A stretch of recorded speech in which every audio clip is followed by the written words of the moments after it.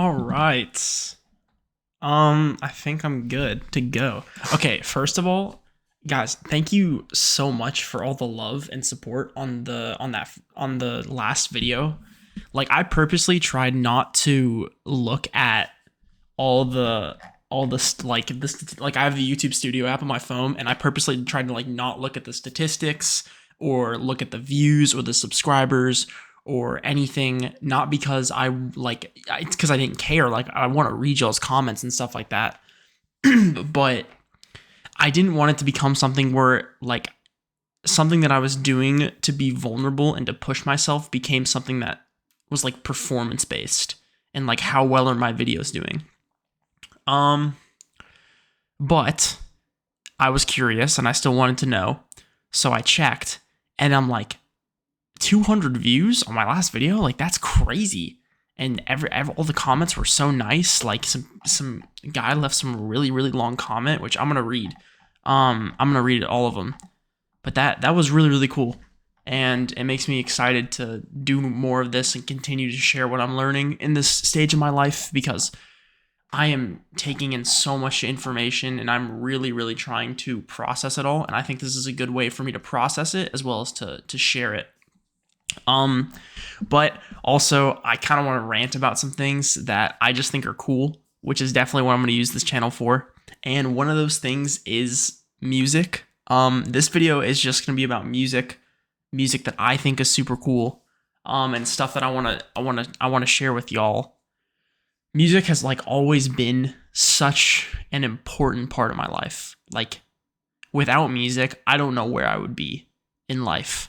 It's helped me to process so much. It's helped me to find my purpose because I want to do audio production and I also want to make my own music. Like audio production is in like mixing and mastering. Like I love that stuff. I'm a drummer. I've been drumming. When I was really little, I had like a drum set that my parents got me for Christmas. And I literally like beat the crap out of that thing so much that it broke.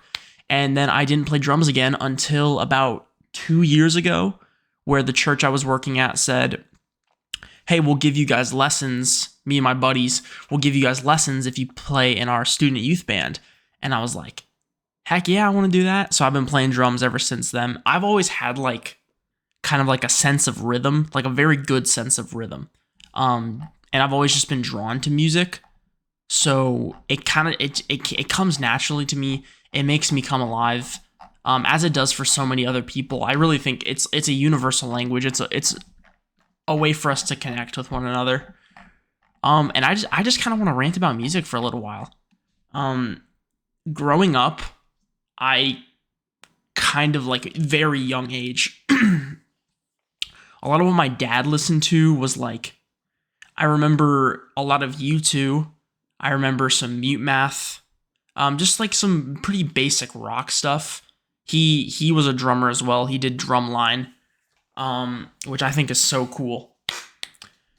But mostly it was kind of like rock and alternative rock and that kind of stuff. But as I started to grow up, around 2016, I'm getting more on the internet and I'm kind of experiencing more of what internet subculture has to offer. And everybody's seen the 2016 Double XL Freshman Cypher. I remember watching that. I still watch it all the time. That video is a banger. And like, I don't think that video was like the video that got me into rap, but I think it was a slow progression over time where I found myself gravitating towards rap music. But my parents were very strict about the music that I could listen to. So a lot of what I listened to was the clean versions of songs only. So around middle school, I was listening to a lot of Juice WRLD. Juice WRLD is a very important artist in my life, especially around middle school. I was listening to a lot of NF. I used to be a big NF fan, which is very crazy to say considering what I listen to now. Pretty much just any. I didn't really listen to any like Future or Thug or Gucci or anything like that. I mostly just kind of stuck with like, I stuck with Juice World. I like Trippy. I think I gravitated more to like the beginning and the instances of like the rage sound in terms of like Trippy and stuff like that. I listen to a lot of X. I also have my Spotify open in front of me on my monitor so I can like read this, and I have stuff written down here. When it comes to music, I'm like really, really serious about this. Or like at least how much I care about it. And then I always remember like liking and appreciating electronic music. Like whenever I would hear it, like NCS, like Monster Cat, whenever I played Rocket League. I didn't play it that much, but I always remember really, really liking the music when I played those games. And so around 2020, 2021, I'm in ninth grade. And around that time is when the hyperpop scene started to blow up. I don't remember specifically how I found it, but I came across an artist called Glaive. Now, Glaive, in my opinion, well, to me, is the most important artist of my musical, like, progression, journey, anything. Without Glaive, I would not have really gotten into music and listened to nearly half the stuff I listen to now. So I remember listening to All Dogs Go to Heaven, Astrid. I remember listening to like his old stuff, like D&D, like stuff from Cypress Grove, his first like EP. I didn't really listen to like the SoundCloud stuff. I didn't really know about SoundCloud until later. And I'm like going back and listening to it. So I'm listening to Glaive. I had to beg my parents to let me like choose the music that I want to listen to. Like listen to like not the clean versions because they were really strict about that. But once I did, it was like so much Glaive, so much Eric DOA. And that kind of progressed into 2022. A lot of Alden too. I really like Alden.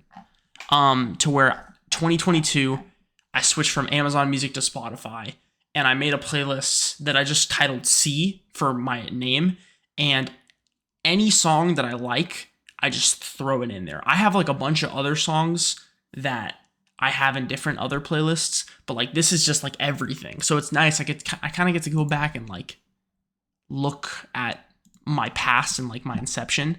I got into Yeet when he was blowing up in 2022 because I thought that he was awesome.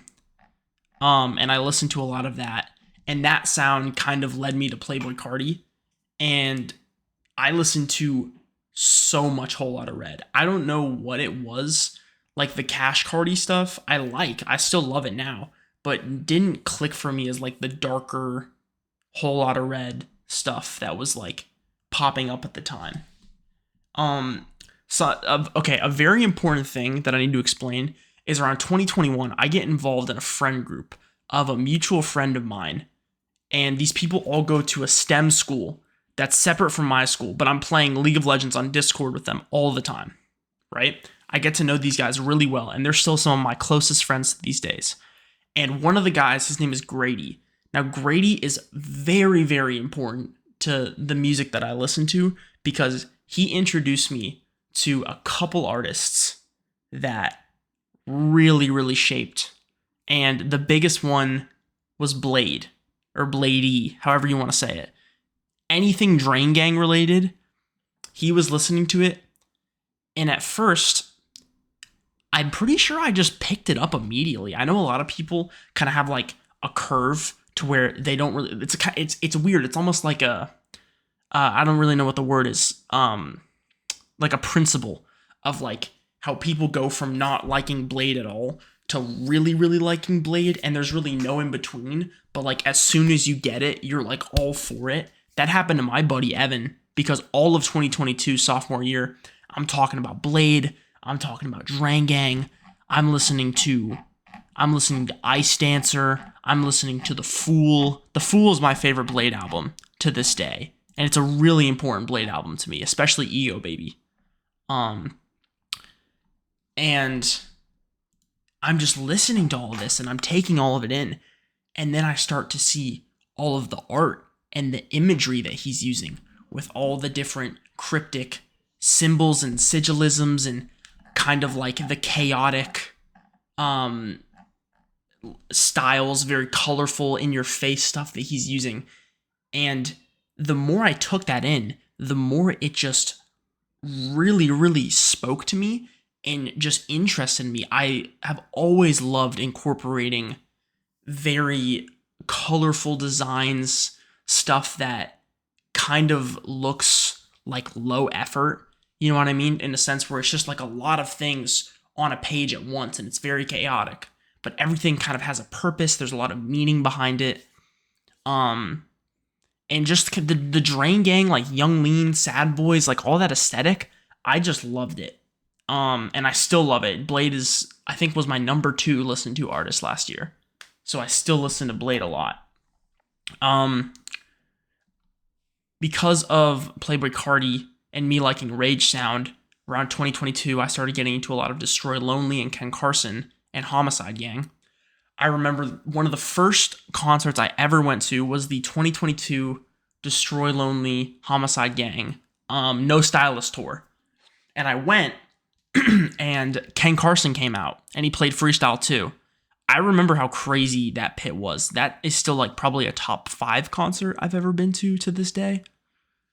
It was incredible. That was a really, really important time of me really, really enjoying these kind of very synth-heavy 808 bass, kind of in-your-face, distorted sounds that have influenced the stuff that I really like and listen for in music.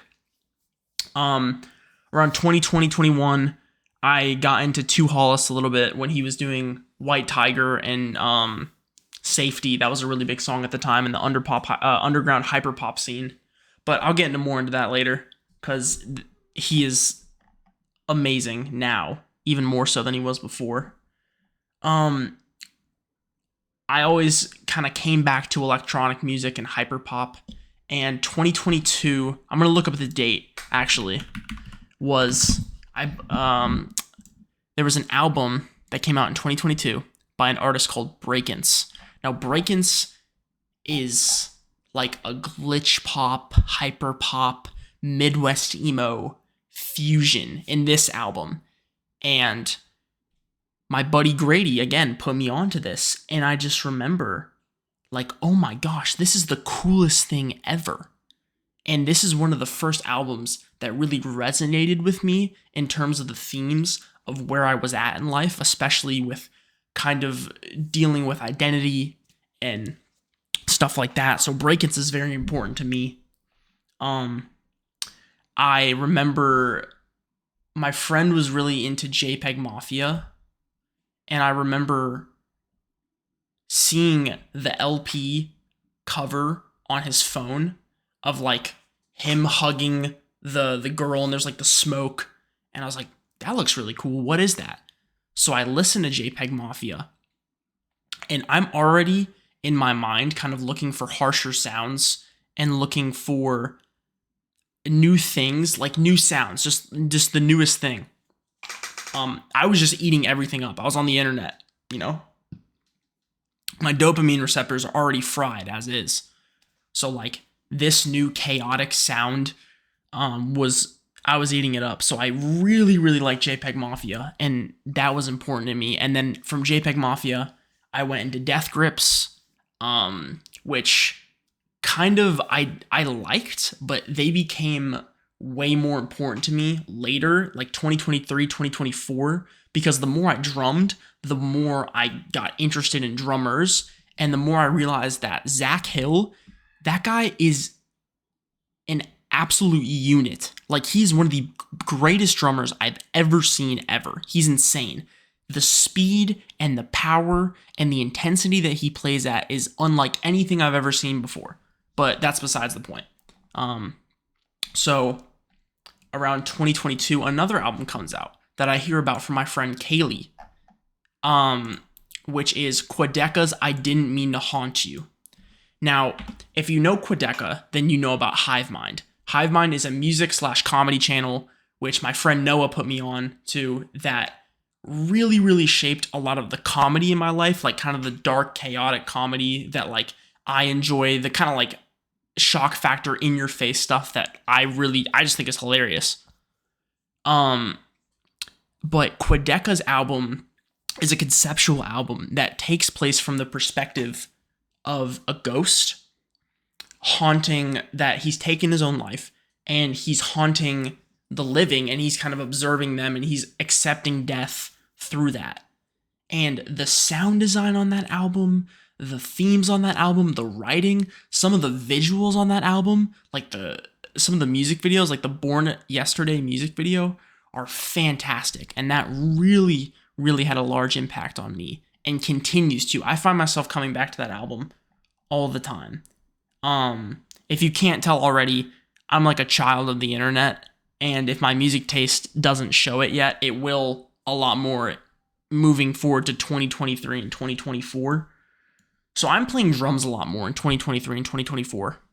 And because of that, I get into a lot of rock and metal. Specifically, my friend Kaylee put me on to my favorite metal album of all time and my favorite metal artist of all time, which is Loathe, and their album, I Let It In and It Took Everything, which opened the door to big atmospheric music, that stuff that kind of led me towards shoegaze, but also led me towards metal, and really shaped what I enjoy about music and audio production, which is making these incredible soundscapes with these big booming drums and these insane spatial effects with guitar effects and all that kind of stuff.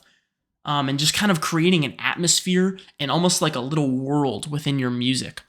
That stuff really spoke to me.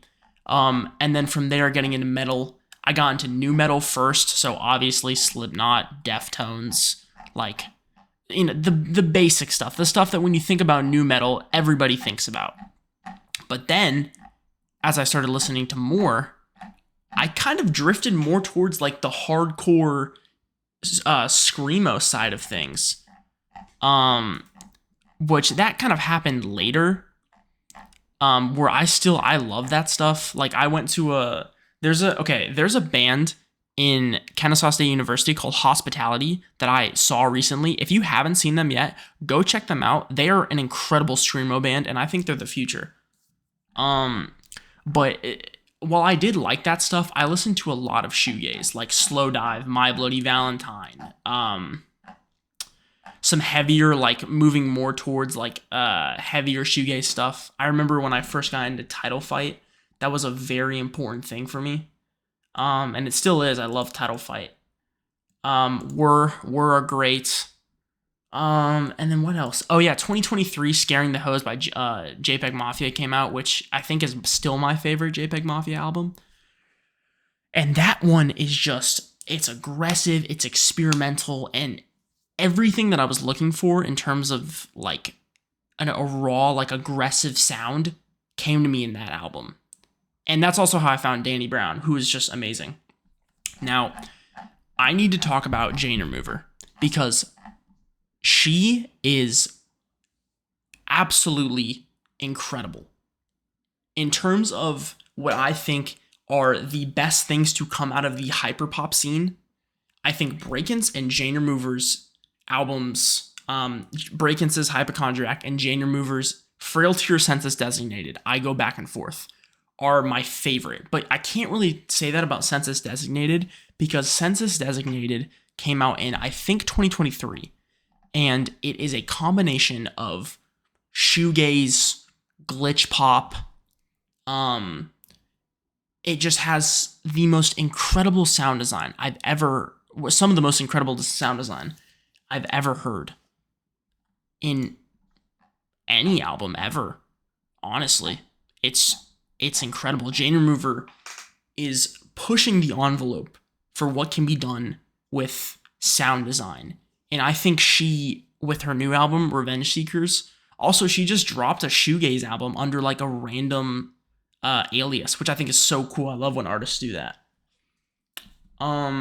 So yeah, Jane Remover is incredible. I got into Radiohead around 2023. I think it was after, like, there was this girl who I really liked and we stopped talking or something. And I think it was like right after that. So, you know, that's a recipe for disaster. But I remember listening to OK Computer, because that's an album that my buddy Evan recommended to me. Amazing guy, by the way. With amazing music taste. He's my buddy who plays bass. And I remember listening to it and just continuing to listen to it until one time it just clicked. And I was like, this is incredible. And so I took a really deep dive, and it was all I could listen to for a while.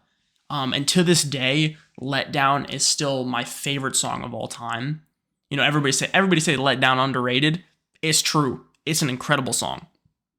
So moving into 2024, I've been all over the place. I finally used TikTok in 2024, and that had a massive effect on me to where I was listening to and doing a bunch of different types of music.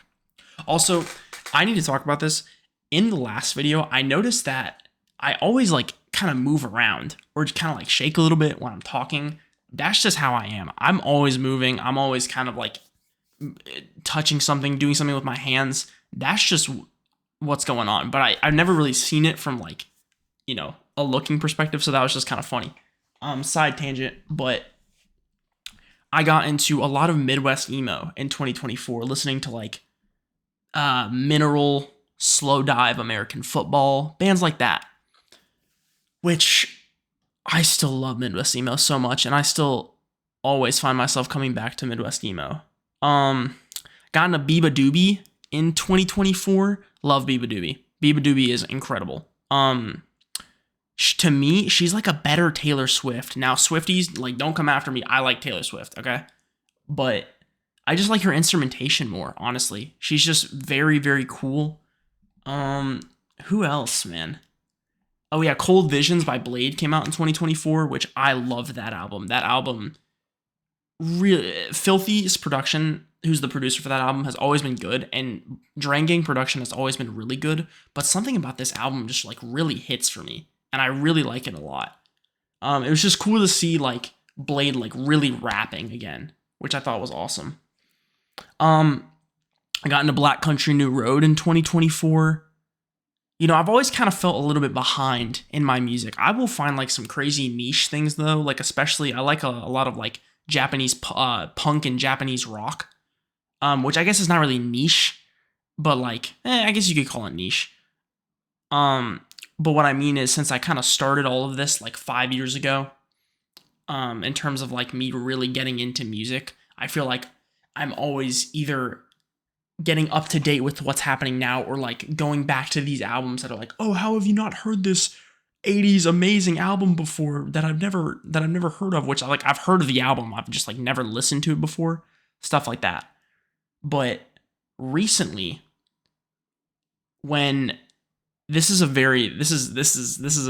probably my favorite artist right now.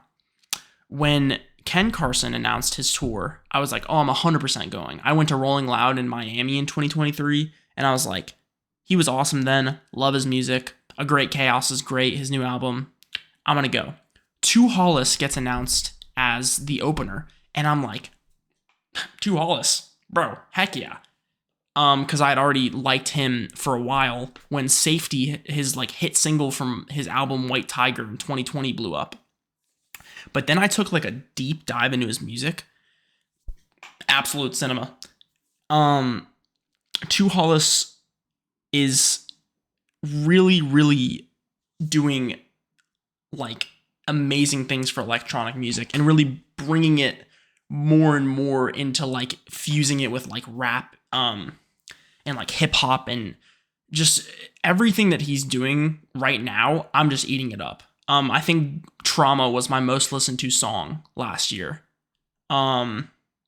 which then got me into more electronic music because Snow Strippers was blowing up, and then eventually that got me into. By the way, these comments are all just gonna be like, bro listens to TikTok music only, so it's fire. But then very recently, I got into Aphex Twin because I just wanted to listen to more electronic music. And I've always kind of liked weird stuff that like kind of, I don't know, stuff that like kind of is unsettling a little bit. And so because of that, Aphex Twin was perfect. It was just like droning, electronic music or like these ambient tracks or like these really pulsing, hitting hard tracks with like 4 on the floor kick drum.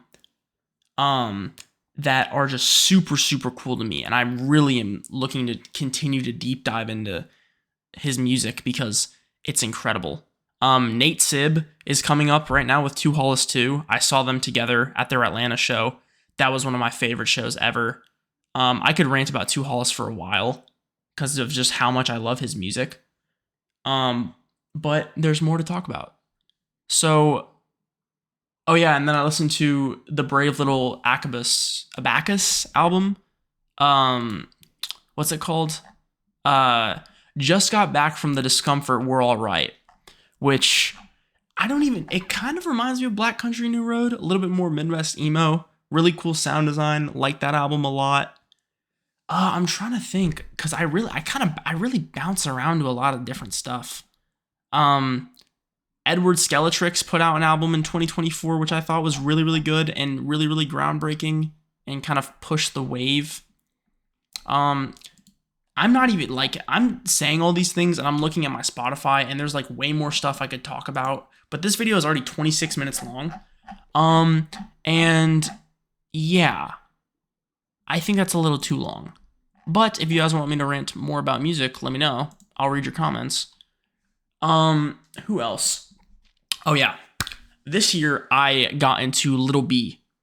Now, Little B, or the Bass God, whatever you want to call him, really changed the way I thought about the way that people create music and kind of has really inspired me to do something like this, to be very authentic, to try to be positive, to really put myself out there, because I really see that in his music, because his music is raw, his music is intimate, his music is real, his music is positive. I really, really liked what he did, and obviously he was kind of like the originator of cloud rap with the beats that he was rapping on with Clamps Casino in 2009.